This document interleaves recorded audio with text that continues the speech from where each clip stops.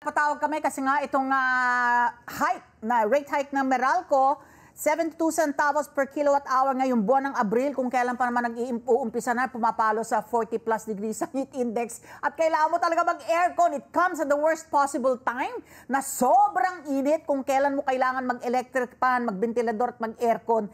At saka naman na nag-anunsyo ng taas singilang Meralco, yung mga households consuming 200 kilowatt hours, ang inyong monthly bill tataas ng 145 pesos. Manong Joe, bakit naman ngayon pa?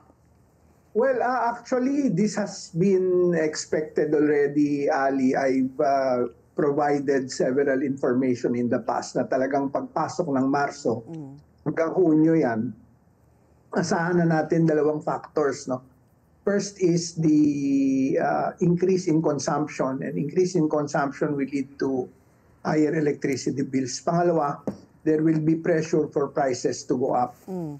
Because demand increases. Pag tumataas po yung demand, nagmamahal din po yung presyuhan dun sa tinatawag na wholesale electricity spot market o WESM.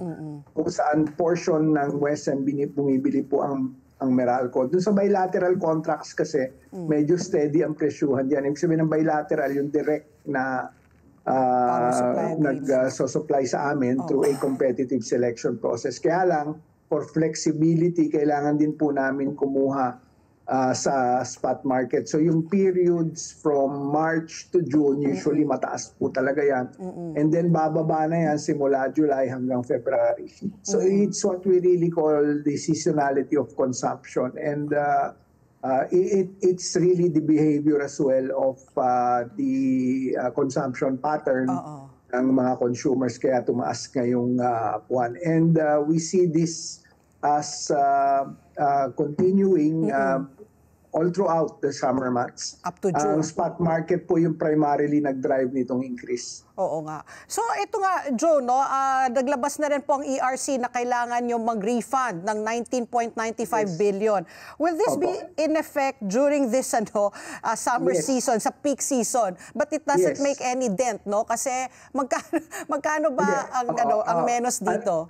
Ano naman, makakatulong naman yan. Otherwise, close to more than 90 centavos sana yung naging increase. But because of the refund which we petitioned, and then finally the ERC gave us the authority to implement the true-up or refund na tinatawag, no?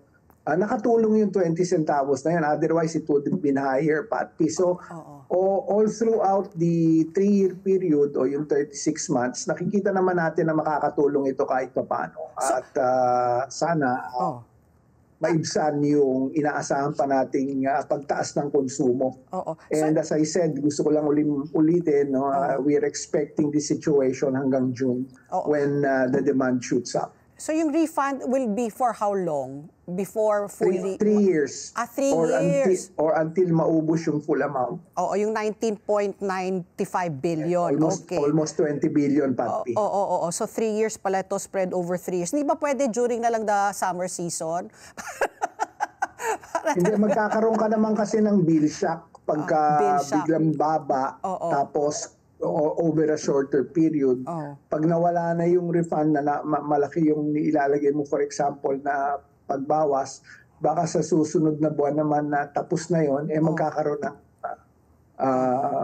biglang increase sa bill. So iniiwasan din po natin yun. Kaya pinropose namin over a 3-year period para balance po yung consumption ng mga customers.